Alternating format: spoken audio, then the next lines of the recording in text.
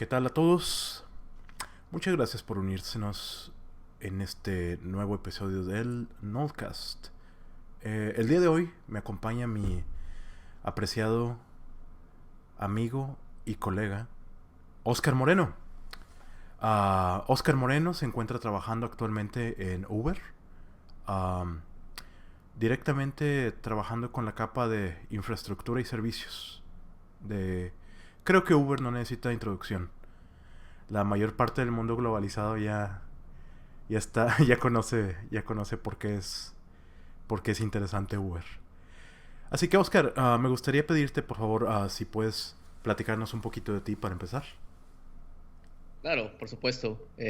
Antes que nada, quiero agradecerte, Alfredo, por extenderme la oportunidad de trabajar contigo en este podcast.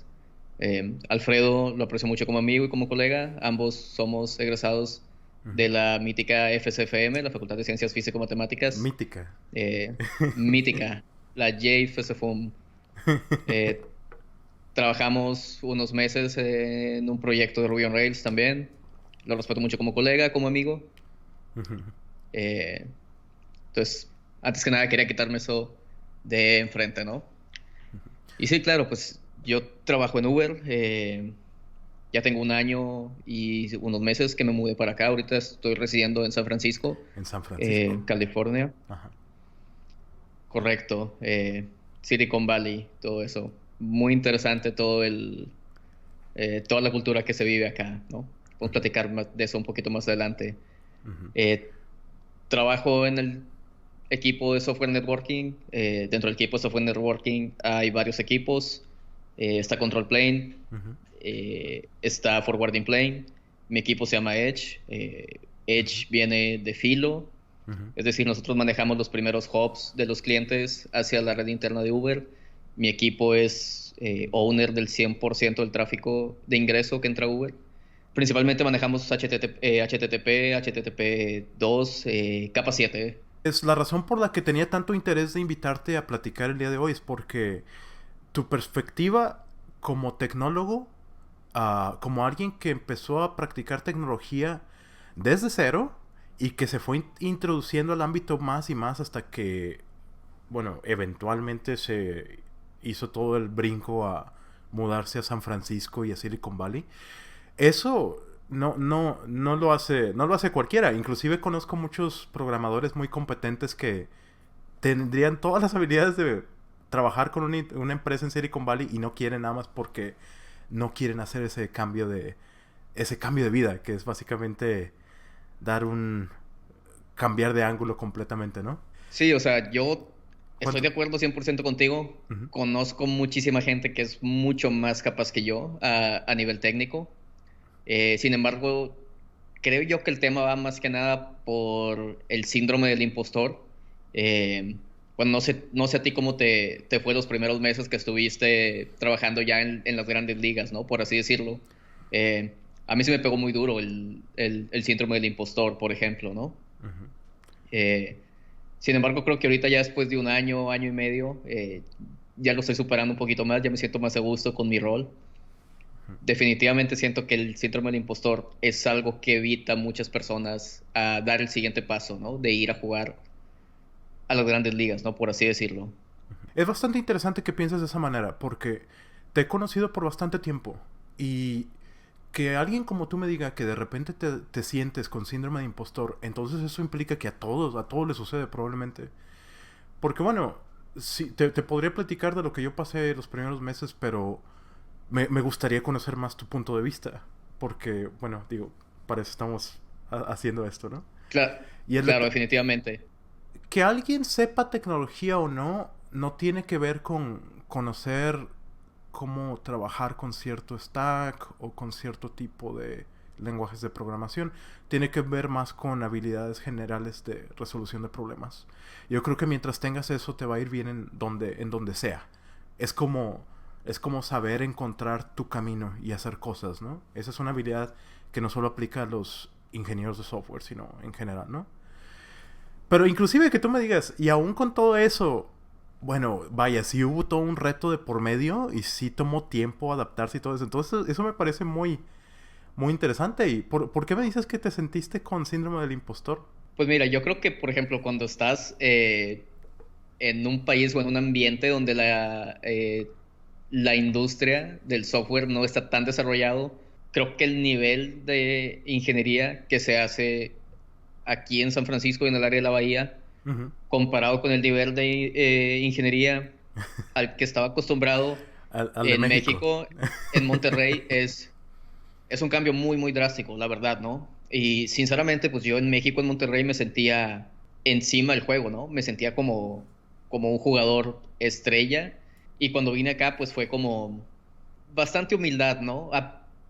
Fue como un reset. O te- es un reset, o sea, o te agüitas o aprendes a ser humilde y aprendes de que no eres la gran cosa y tienes que trabajar más duro y aprender más cosas. Ujú. Confío en mi inteligencia, pero el nivel de información que tenía, el nivel de conocimiento que tenía, era muy bajo para el estándar de la industria. O sea, sí, resumiendo, creo que simplemente los estándares eh, ahora están más altos, ¿no? Y qué bueno que tienes ese punto de vista, porque ciertamente todos debemos de estar en constante evolución. Nadie se puede dormir en sus laureles, no solo en la industria, sino en todo, ¿no? No me deja de parecer sorprendente que pienses que para ti fue un reset, porque sí hay prácticas más sofisticadas, pero no tanto comparado a lo que estábamos haciendo allá. Entonces, ¿cómo te sentiste los primeros meses? O sea, ¿qué tal fue para ti? Porque me imagino que mudarte y adaptarte a una ciudad, adaptarte a un país nuevo, a lenguaje nuevo, todo eso se ha de volver como una bola de nieve, ¿no? De cosas Definitivamente, con las claro. que tienes que lidiar, ¿no? Primero, para contestar tu pregunta, los primeros meses obviamente fueron muy caóticos. Tienes que encontrar un lugar donde vas a vivir, primeramente. No estás muy seguro si cuando te van a pagar va a ser lo suficiente, porque siempre hay temas de impuestos y demás. Ujú, Entonces, muchas veces no es como que muy claro ese tipo de cosas. Entonces, yo creo que hacer el salto es estresante en esas bases. ujú, La parte del país nuevo no me mortificaba tanto, ujú. te voy a ser sincero. Hasta se me decía como, qué padre, es una aventura esto, ¿no? No lo veía así como por ese punto de estresarme. Ujú. Hablar en inglés el 100% del tiempo, bueno, no el 100%, ¿verdad? Pero no sé, el 70% del tiempo, el tiempo que estoy afuera del departamento, ¿no? No es difícil, pero es extenuante, ¿no? Es muy cansado tener que pensar dos veces, ¿no? Porque primero tienes como que pensar la idea y más en cuestiones técnicas, en cuestiones de Ujú, ingeniería, ujú. y luego tienes que comunicar esa idea efectivamente con tus colegas para poder hacer cosas, ¿no? Ujú. En Uber todo es muy por consenso, ¿no? Entonces Ajá. tienes que obtener el consenso de tus colegas cada vez que quieras implementar algún feature, ¿no? Por ejemplo. Y siento que inclusive eso un año y meses después es algo con lo que sigo batallando, ¿no? Y no siento que sea algo con lo que se vaya a hacer más relajante con el tiempo. Ujú. Sin embargo, estoy optimista porque cuando formalizas en los documentos de consenso y demás, es comunicación escrita, ahí me va lo suficientemente bien como para que no sea un problema. Qué bueno que tienes esa perspectiva. Me dijiste que te sentías como que tienes que pensar dos veces. ¿Tú sientes que debes de pensar dos veces cuando te comunicas en otro lenguaje distinto a tu lenguaje nativo? Sí, yo creo que el lenguaje y la comunicación es un tema súper importante Ujú, y creo que escoger las palabras y más allá de escoger las palabras, escoger tu tono y dónde haces énfasis en las oraciones. Cuando hablas en tu lengua nativa, no es algo que pienses. ujú. Inclusive ahorita que estoy hablando contigo, no estoy consciente el 100% de las cosas que estoy hablando, simplemente fluyen las cosas Ajá. y con suerte a ti te llega el mensaje, lo puedes descifrar Ujú, y todo bien, ¿no? ujú, Obviamente, abriendo paréntesis, ahora que menciono esto, ujú, estoy consciente, tú también ahora vas a estar consciente de que estamos haciendo todo este rollo de la comunicación y demás. ujú. Cuando hablo en inglés, tengo que ponerle pensamiento a las palabras que voy a escoger, ¿no? Y obviamente los énfasis de las palabras y de las oraciones son distintas en inglés que es en español. Entonces también es como que tengo que prestarle atención a eso. Entonces, aunque muchas veces puedo comunicar mi idea, tal vez no soy tan convincente como lo haría si estuviera tratando de venderle mi idea a alguien en español. Es en función del vocabulario que tienes que elegir, que tienes que escoger palabras y como que conectarlas de cierta manera, y eso es overhead, o te causa como overhead a la hora de comunicarte en inglés entonces. Exacto, es procesamiento extra que tengo que hacer. Tal vez mucha gente que esté muy metida en la ingeniería, pero que no trabaje en inglés, se le puede hacer raro, porque la mayoría de los términos que usamos pues están en inglés, ¿no? Ujú. Eh, Sin embargo, los técnicos, perdón, los términos son simplemente definiciones, ¿no? O sea, es llave valor. Pero la estructura de la oración sí es como que un cambio Equivalente. muy radical. Ajá, y pues simplemente es un poco más cansado, ¿no? Pero obviamente a la hora de aplicar y a la hora de mudarte ya estabas familiarizado con la lengua bastante. ¿Cómo lo Claro. aprendiste? ¿Cómo aprendiste a un lenguaje como el inglés? ¿Cómo lograste llegar al punto donde tenías confianza para usarlo profesionalmente? Pues mira, yo la neta, cuando estaba en primaria fue una escuela privada, Ajá. aprendí un poco de inglés ahí, saliendo de primaria empecé a ir a escuelas públicas, dejé el inglés de manera formal, sin embargo siempre me gustó mucho la música en inglés, especialmente rock, Ujú. eh, Ah, el metal, esos rollos, siempre me gustaron mucho los videojuegos, obviamente nice. es una afinidad que compartimos, entonces yo le atribuyo la verdad, yo diría que es como un 90% autoaprendizaje gracias a los videojuegos y un 10% lo que aprendí cuando estaba en primaria, ¿no? De lo básico del inglés. A mi parecer te da fundamentos la educación básica, pero ah, todo lo que se platica en software es involucra un lenguaje mucho más sofisticado que lo que que lo que te pueden Ah, enseñar en sí. una escuela. Entonces, Si no entiendes un videojuego, no entiendes la trama, no vas a terminarlo. Bueno, tal vez ahorita sí, ¿verdad? Porque ya hay traducciones al español de casi todos los videojuegos, pero pues cuando estábamos más chavos, eh, ujú. me hace sentir viejo esto y tengo 30. Es embrace it, Pero embrace it, bro. cuando estábamos chavos, querías jugar un RPG de Super Nintendo, ni de chiste lo ibas a conseguir en español, ¿no? Lo vas Ajá. a conseguir en inglés. Ujú. Y eso te hacía abrir tu diccionario, checar qué significan las palabras y empezar a como que en tu cabeza tratar de armar cuál A, es la misión o cuál es el objetivo para poder resolverlo, ¿no? a tratar de armar el key value que dijiste, ¿no? Entre español e Ujú, inglés, ¿no? exacto. Ujú. Entonces sí, pues, mucho, sí, 90% fácilmente de mi vocabulario es videojuegos. Nice. ¿Cuál es? Estoy seguro que bastante de la audiencia se va a identificar con el tipo de gustos que te hicieron desarrollar habilidades. ¿Qué tipo de videojuegos son los que más te interesan? ¿Y piensas que o que han cambiado tus gustos a lo largo que ha cambiado tu carrera o a lo largo de tu vida? Creo que no, la verdad, ¿eh? Siempre me han gustado los mismos tipos de juegos. Tal vez me he movido un poquito más al tema competitivo de los videojuegos, los esports y todo ese rollo, ¿no? Eh, Como sabes, juego muchísimo Dota, es mi juego más jugado. Antes jugaba más juegos de single player, de historia.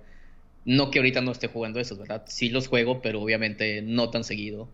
Mi go-to son más como que juegos que me puedo sentar, jugar una hora y no hay problema, ¿no? O sea, Ujú. creo que por ejemplo Death Stranding, que ha sido el último juego de historia Nice. que he terminado, es un juego que te demanda 3 o 4 horas por sesión, ¿no? Ujú. Entonces es un poquito más complicado ya cuando tienes un trabajo y tienes responsabilidades, dedicarle tanto tiempo, ¿no?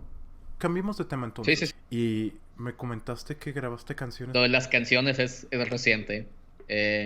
Pues simplemente me ha gustado mucho la música, siempre me dio curiosidad por grabar canciones. No son composiciones mías, simplemente son covers, pero pues entendí que había valor en aprender en aprender a controlar los DAWs, Digital Ujú. Audio Workstations, Nice. eh, mixing, mastering, ese tipo de cosas, usar compresión, etcétera. A tal punto que ahorita tengo abierto en uno de mis tabs un tutorial de programación de VSTs, ¿no? BSTs es Ujú. el formato de instrumentos virtuales que Ujú. usan las Digital Audio Workstations. ¿Cuánto tiempo llevas metiéndole a aprender a los DAWs? Porque eso es una tarea masiva, es una cantidad masiva de esfuerzo eso. Es una cantidad de esfuerzo considerable y además que cada Digital Audio Workstation tiene flujos de trabajo distintos, entonces tienes que como que escoger una al principio, ¿no? Y luego ya que dominas una, pues ya es como que, ah, bueno, si quiero usar otra, pues lo puedo hacer, ¿no? Hay Ujú, como seis o siete, pues es como un lenguaje de programación, ¿no? Yo así lo veo. ujú. Eh, Es nada más un recurso para lograr un cometido, ¿no? ¿Cuál es tu workstation preferido? ¿Cuál es el que estás más versado en? Ableton Live. ¿Por qué? Ableton. Porque tenía una licencia. Sí, tenía una licencia por la tarjeta de captura con la que estoy usando el micrófono, así que He escuchado bastante de ese Ableton, pero nunca lo he usado, así que me imagino que ha de ser por una razón por la cual la gente lo está mencionando bastante. eh, creo que la tirada como que del Ableton es más que nada como que orientado para los DJs principalmente. Si tú eres un DJ, tú puedes armar como que tus tracks MIDIs que programen tus cambios de tracks de audio, etcétera, en tu set. Y pues simplemente cuando llegas a tu set, le das play al Ableton Live, tienes a tus controladores, ciertos botoncitos que tienen ciertos parámetros dentro del Digital Audio Workstation. Y realmente nada más estás como que jugando con eso, ¿no? Pero tu set ya está programado. De hecho, hay muchas bandas de rock que también hacen cosas similares en cuestión de, por ejemplo, qué tipos de distorsión en las guitarras suenan en determinado tiempo de la canción, ¿no? Hacer Antes un tenían a un güey, concierto. ¿no? Como que cambiando, picándole a los pedales y cambiando canales del ampli y ahora tienen software automatizando eso, lo cual se me hace bastante interesante. Lo cual es bueno. O sea, va a haber cierta gente que va a ser pedante al respecto. La clásica que la gente siempre se burla de que, el DJ, el concierto del DJ es picarle al play y luego levanta las manos nada más. "Yeah", mientras tiene una Sí, Mac enfrente, ¿no? yo creo que lo que la gente se le escapa con esa analogía es todas las horas que el DJ tuvo que invertir en la composición para llegar a ese punto, ¿no? Que es otro skill set completamente distinto, ¿no? Una cosa es hacer un performance y otra cosa es componer algo, Ajá, ¿no? ajá. Yo aprecio mucho la parte de la composición. Entiendo que sí, a lo mejor el güey puede ir y le da play, levanta las manos y ya, ¿no? ¿Qué Pero es, todo el trabajo para llegar a ese punto es considerable y lo aprecio, al menos personalmente. más o menos recuerdas como cuánto te ha tomado hacer una composición o la última composición que hiciste, como cuánto Mm. tomó? Sí, yo creo que la última, una canción es no tan complicada, People Who Eat Darkness de Steven Wilson. Ujú. Mm, son como dos pistas de guitarra simplemente, como una media hora aproximadamente, porque ya me sabía la canción, ¿no? Ujú. La primera que grabé sí me tomó unas, unas 48 horas, porque estaba Oh. aprendiendo, ¿no? Y muchas veces, pues tú cuando tocas en una situación en vivo, eh, es suficientemente bueno, ¿no? Pero Ujú. cuando tocas grabándote y luego escuchas lo que tocaste, es como estar viendo con una lupa, o sea, cada pequeña imperfección la amplificas y Ujú. hice muchas, muchas tomas. Entonces, la mayoría del tiempo fue en que grabé muchas veces porque no estaba satisfecho con la calidad de lo que estaba tocando. Ujú. 48 horas entonces. A lo largo de Sí, o como. sea, A lo largo de como cuántos días. como unas 2 semanas, porque principalmente lo hacía los fines de semana. Por cierto, para la audiencia que esté escuchando esto, me gustaría que compartieras si tienes un SoundCloud, si tienes alguna presencia mediática, compártelo y a todos los que estén escuchando esto, escuchen la música de Oscar. Si no lo hacen, Para, ¿qué están pinche haciendo? sí, ahorita no hay SoundCloud ni nada de eso. Solo hay un montón de Consigue un SoundCloud. proyectos. Bueno, no puedo esperar a que reveles esas composiciones entonces, porque te digo, todo eso tiene valor. ¿Qué te atrajo a la música, digamos? Porque es bastante ecléctico que me digas, me gusta la música y me gusta el software al mismo tiempo. Pensarías que es algo del hemisferio izquierdo del cerebro y el hemisferio derecho, ¿no? La música es más de... Bueno, la Sí, música, la claro. música tiene ciencia, pero también tiene cierta emoción, ¿no? Entonces, ¿qué te atrajo a la Fíjate, música? fíjate que yo lo veo completamente distinto. Ujú. Yo creo que la ingeniería y la resolución de problemas es muy, muy creativo. Ujú, Claro, ocupas tener muchísima lógica porque estás trabajando bajo un marco de trabajo limitado, ¿no? ujú, Que comparado con un ingeniero civil que tiene que eh, alinearse a las leyes de la física para resolver sus problemas de construir edificios, ujú, pues está más cañón, ¿no? ujú. Como ingeniero de software tenemos problemas un poco más variados, pero no estamos restringidos por las leyes de la física. Bueno, estamos un poco restringidos a nivel procesador, Hasta cierto punto, ¿no? claro, hasta cierto punto, pero en el 90% de los casos, o tal vez más, estamos restringidos nada más por nuestra imaginación de cómo vamos a solucionar el problema, ¿no? Entonces Ujú, yo veo la ingeniería como un tema bastante creativo. ujú. Eh, no lo veo como que esté peleado con un proceso artístico, Ujú. como la música, por ejemplo. ¿Piensas que ese lado creativo se te pasó para, o sea, para tu proclividad de escribir música? De hecho, es el contrario. Yo creo que cuando estaba, pues sí, cuando estaba en secundaria, ya sabes, la etapa de puberto, rebelde y demás, empecé a tener como que una afición por la música pesada. Y desde entonces he estado que en ratos le doy a la parte musical y en ratos no, etcétera. Mi otra gran, vaya, mi otro gran amor siempre han sido los videojuegos Ujú. y como todo buen recién graduado de la prepa que entra, no todo, pero digamos que el 99% de las personas que entran a una facultad de ingeniería, a una facultad de ciencia, de la computación, dice, voy a hacer videojuegos. Ya estando en la carrera, ya estando viendo problemas de computación puramente, pues empecé como que a despertar ese amor, ¿no? Simplemente por la programación en sí. Ajá. Y nunca hice videojuegos, nunca me he metido a videojuegos, no sé nada de programación de gráficas, no sé nada de lógica de videojuegos, no conozco qué patrones se usen, aparte de los obvios, o sea, me imagino que tienen que haber un game loop que debe ser, no sé mucho de videojuegos, pero sé mucho de servers, entonces Ajá. puedo ver ciertos paralelos de cómo un game loop, cada frame que procesas puede ser como cada request que vas procesando en un servidor. Algo que quería obtener tu opinión acerca es que me he dado cuenta, por ejemplo, que últimamente la barrera de entrada, digamos, para crear videojuegos, debido a que bajó la barrera de entrada, tenemos contenido de nicho mucho más accesible, ¿no? Es una chulada que eso exista, o sea, para que no se me malinterprete, pero a veces pienso que para mí, sacas un videojuego era algo como que bien especial y bien único, ¿no? De que por dos, tres meses, Era ¿no? más artesanal, definitivamente, ¿no? Ajá, Para hacer un videojuego tenías que tener todo tu equipo completo. Y pues como todo el internet disrumpió ajá.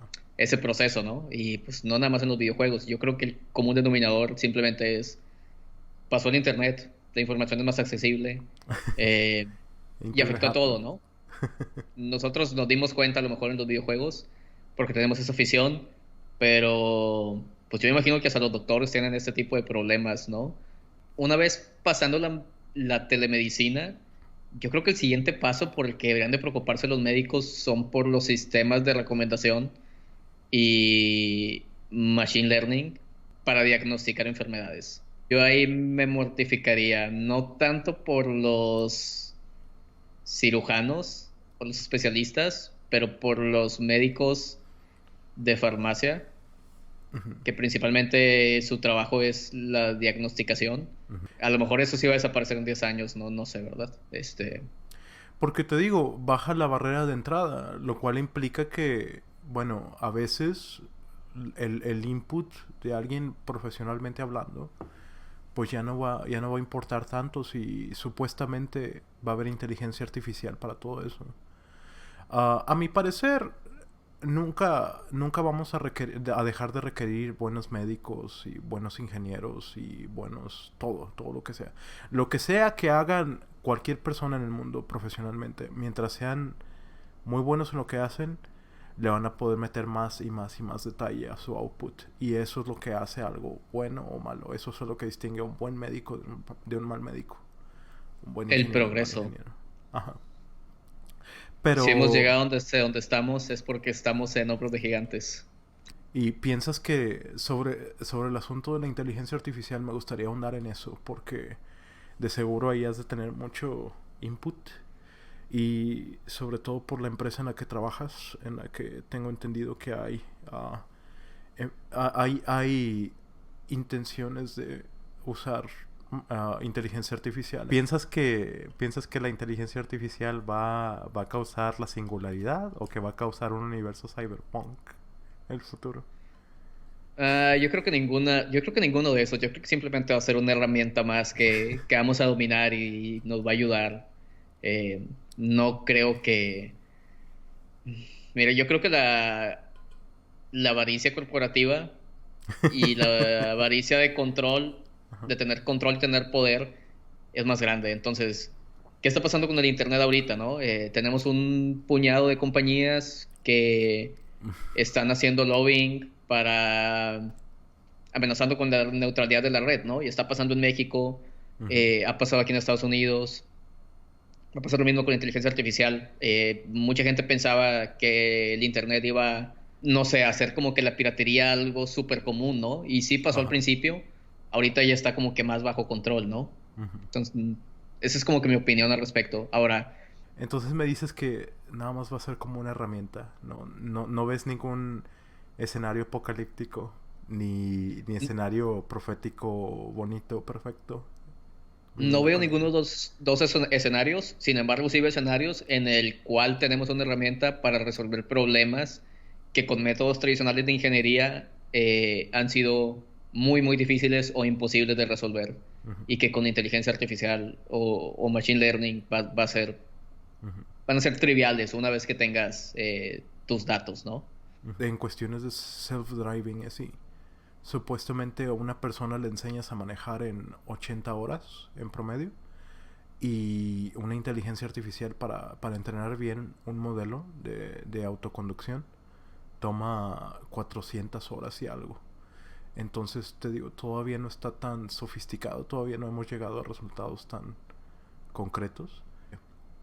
Yo pienso que es probable que lleguemos a un punto donde gobierno y economía y muchas cosas sean manejadas por inteligencia artificial.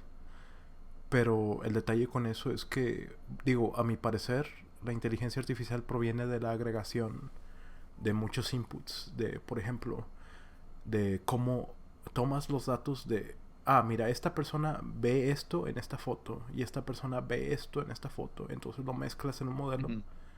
con métodos de estadística y la agregación de la visión de todas las personas del mundo es lo que crea la inteligencia artificial, ¿no? ¿Y qué tal si tiene Entonces, sesgo, ¿no? sí, pues yo creo que han habido varios artículos, ¿no?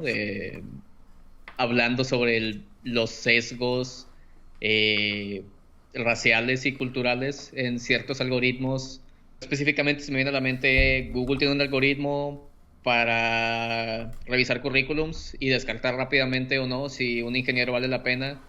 Y creo que una investigación salió de que ese algoritmo estaba sesgado. La primera versión de ese algoritmo estaba acercado hacia hombres blancos. Las mujeres y otras razas tenían como que menor calificación.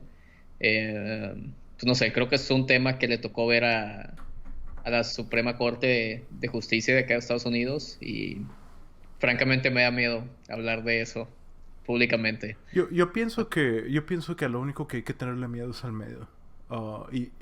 Y a todo esto, ¿y por qué piensas que está sesgado? O sea, a mi parecer, muy probablemente es porque si la mayoría de la gente contratada digamos, en Google, viene de escuelas ¿Son hombres privadas, blancos? bueno, digamos, Sí, también la identidad racial, ¿no?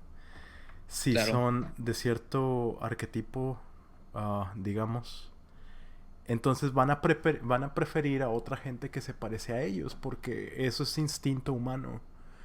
Cuando ves a alguien que se parece a ti, pues Claro, ya le das el beneficio de la duda al menos. Y cuando es al mm, revés, cuando es muy distinto, ahí no.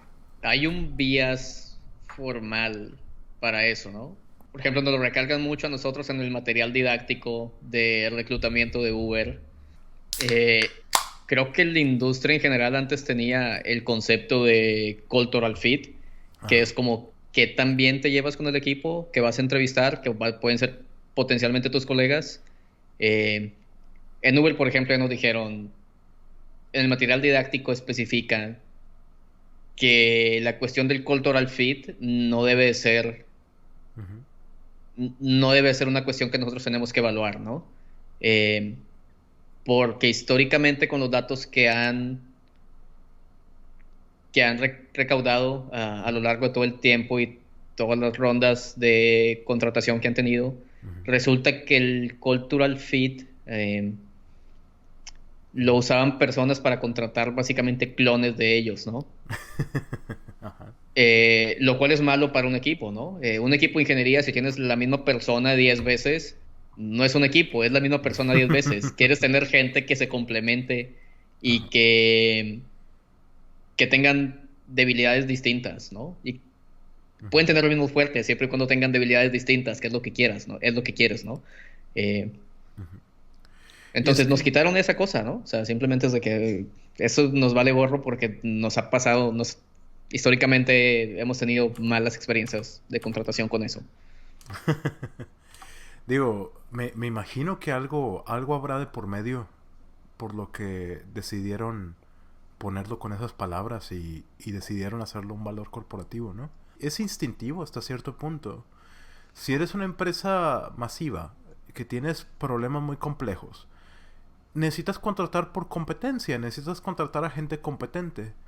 Y si la gente competente proviene de trasfondos similares, entonces muchas veces es inconsciente que terminen haciendo eso, de lo de el culture fit, donde terminan contratando a gente muy similar entre sí. Es buena idea intentar ver hacia afuera, intentar explorar cómo se puede colaborar con gente distinta a uno, porque es de las cosas más nobles que uno puede intentar hacer para vivir en el mundo. No solo en el trabajo, sino en todo el mundo, ¿no?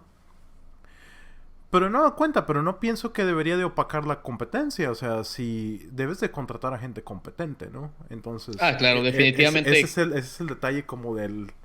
sí, es un pinche give and take, ¿no? O sea, sí, quiero sí. ser diverso, pero oye, pero si no traen las mismas competencias, pues entonces no. Ujú. En cuestión de Uber, la parte de diversidad no es una cosa como primer ciudadano, sin embargo, Ajá. simplemente tratamos de contratar a la gente más competente en cuestiones de ingeniería, ¿no? Ujú. Independientemente de su trasfondo. De hecho, Ujú. ni siquiera le interesa lo más mínimo a la empresa eso, ¿no? Simplemente lo único que le interesa son qué tan buen ingeniero eres, ¿no? La parte rara es que cuando vemos los reportes eh, que los puedes ver en la página, los reportes de diversidad de Uber. Uber es una de las empresas con más diversidad en la industria, ¿no? Y yo Ajá. creo que parte de simplemente no ponerle atención a la diversidad y nada más enfocarte en la ingeniería, Ujú. mm, cosas como dropear completamente, el calificar de cultural fit, es algo que ayuda bastante, ¿no? Ujú. No puedes tener un sesgo si estás ciego en ese aspecto, ¿no? Si Ujú. no clasificas esa parte, no puedes tener un sesgo en esa parte. Entonces, no sé, veo que para mí tiene mucho sentido. Ujú. ¿Y cómo te has sentido con respecto a la representación mexicana en Uber? Hay bastante gente latina en Uber, ¿no? Ujú. Hay un grupo de miembros latinos, ¿no? Un ERG que viene siendo como que Employee algo group, ¿no? Que básicamente es como que un club oficial dentro de Uber, que Uber te patrocina eventos culturales, etcétera, ¿no?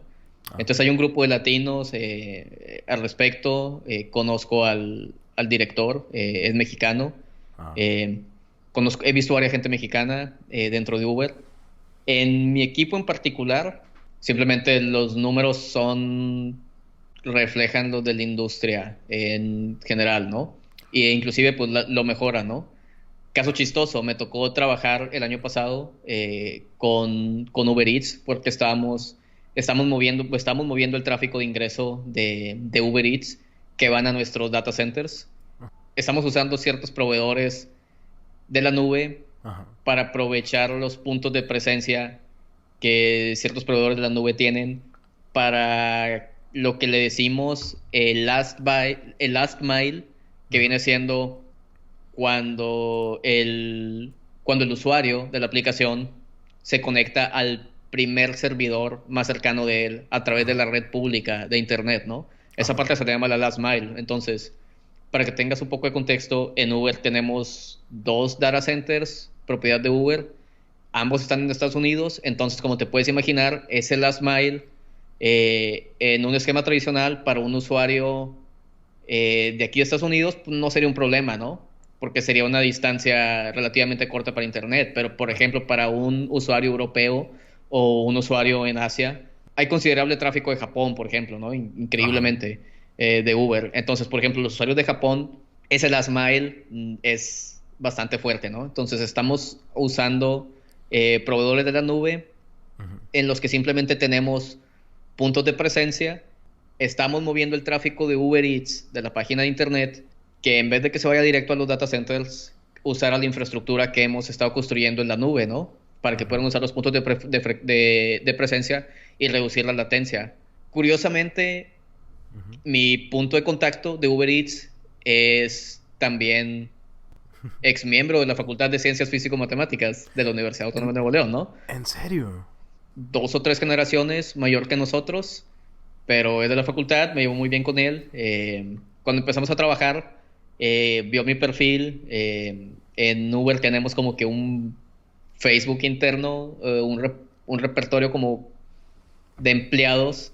Se metió a mi perfil de empleado, vio que tenía mi Facebook personal en mi perfil de empleado, se metió a mi Facebook y vio que éramos de la misma carrera, ¿no? Y de la misma facultad. Y pues me mandó un mensaje por el sistema interno de mensajes de Uber, ¿no? De que, oye, ¿a poco eres de aquí? ¿Eres de aquí, de físico? De que sí, ¿qué onda? No, yo también. Y empezamos a platicar, hicimos amistad, todo chévere. Uber Eats ahora está en la nube. Si eres usuario de Uber Eats del sitio web, yo sé que la mayoría de la gente usa móvil. Yo personalmente uso bastante el web de Uber Eats. Conozco el equipo es súper dedicado. Ha sido un placer trabajar con ellos. Creo que nuestra mayor ganancia fue en Australia. En Australia la latencia se redujo en básicamente 10 veces. Antes un request tomaba 10 segundos para el primer byte. Desde el primer request hasta el primer byte que regresaba, tardaba como 10 segundos. Y ahora tarda de que 1 segundo aproximadamente. Huge win. Uber no es como que un sistema monolítico o 3 o 4. Son 6,000 microservicios. Esos microservicios se comunican generalmente en un protocolo que se llama, históricamente en un protocolo que se llama T-Channel. Hay ciertas llamadas HTTP y ahora el new hotness es gRPC, ¿no? Google RPC. Entonces, Uber está conformado por alrededor de 6,000 servicios, más o menos. Obviamente cada servicio hace cosas distintas. Hay librerías que Uber ha hecho que son parte de la Cloud Native Foundation, por ejemplo Jaeger, para hacer tracing de tus requests. Las ves y a lo mejor si trabajas en una empresa que no es tan grande dices, esto es super overkill, ¿no? ¿Para qué me sirve tracear mi request desde mi cliente hasta mi backend si nada más tengo 3 o 4 hubs, ¿no? Pero muchas veces no tienes 3 o 4 hubs. En una empresa grande vas a tener 200 hubs, ¿no? O 200 servicios que vas a tocar en una sola llamada. Y como que tracear tu request y verlo en una aplicación gráfica bonito y todo es como que muy útil para debuguear, ¿no? El tracing es para trazar una llamada para ver sobre qué servicios está pasando cierta llamada que estás haciendo, ¿no? Si, por ejemplo, tú abres la aplicación y pides un auto, tú estás dando un clic te estás tocando un botón en la pantalla. Sin embargo, ese botón se traduce a un request que va a uno de nuestros servicios y ese request subsecuentemente va a viajar dentro de la red privada de Uber por N servicios. ¿Qué N servicios? dependen de la naturaleza de la llamada que estés haciendo, la naturaleza de la acción que estés haciendo de la aplicación. Pero esos servicios no es simplemente como, este es el servicio que despacha automóviles, este es el servicio que estima el precio del viaje. Pero esos servicios no es una sola instancia, son cientos de instancias de ese servicio. Entonces, si tú quieres saber por cuestiones de debugging sobre qué instancia tu request está pasando, por ejemplo, Jaeger te puede facilitar eso, ¿no? Y eso es a lo que me refiero con tracing. Puede que tengas una instancia de load balancing, ¿no? Hay load balancing en todos los tiers de los servicios. Es cuestión de escala. Simplemente los servidores no se van a dar abasto. Un solo servidor, por más top of the line que tengas, el mejor procesador, la mejor memoria, para la escala que tiene Uber, no es suficiente. La forma más fácil de solucionar este problema es algo que se llama escalamiento horizontal. En vez de tener una instancia, digamos, tú tienes una instancia y sabes que esa instancia responde un request por segundo. Si tú tienes un request por segundo, está excelente. Si tienes más de un request por segundo, esa instancia eventualmente va a tronar. Usualmente por memoria llena, ¿correcto? Entonces, lo que puedes hacer es simplemente, en vez de tener una instancia, tienes dos instancias, entonces tu servicio en total tiene 2 requests por segundo, en vez de 1. Lo que pasa es que tienes que hacer load balancing para saber a qué instancia le vas a pegar, a qué instancia vas a llamar, ¿no? Y ese load balancing puede ser tan sencillo como tengo una lista de hosts y puertos, tengo una lista de IPs y puertos, voy a aventar mi request a uno de ellos random, o puede ser tan complicado como puedes llevar un track de cuántos requests has mandado a cada servicio, y en base a que lo que te responde el servicio, tú puedes generar la lógica de cómo quieres mandar la petición. Esta parte de tú generando la lógica de a dónde mandar la petición es algo que se llama control plane. Básicamente tu control plane es tu lógica que dicta cómo vas a rutear la request hacia qué servicios. Control plane es inútil si no tienes también esta parte que se llama forwarding plane. Control plane es el cerebro que le dice qué hacer a forwarding plane, y forwarding plane es el software que agarra el paquete y lo forwardea a cierto host. Esas son como que tus dos partes principales de lo que se compone software networking. Para concluir, Oscar, si tienes algún motto, alguna frase que te represente, tu filosofía máxima en la vida, ¿cuál es esa frase? No desaproveches las oportunidades. Si tienes una oportunidad, tómala, no seas flojo, no quieras. Es muy fácil simplemente tirar la toalla o no hacer nada, pero la única forma en la que avanzas en tu carrera es, lo quieras o no, haciéndote conocido, y eso lo puedes hacer de varias formas, ¿no? Pero creo que la forma más fácil, la que requiere menos esfuerzo, es no desaprovechar las oportunidades que tienes. Si tienes oportunidad de entrevistar en alguna empresa de Big Tech y te da flojera estudiar, como corolario a eso, Nice.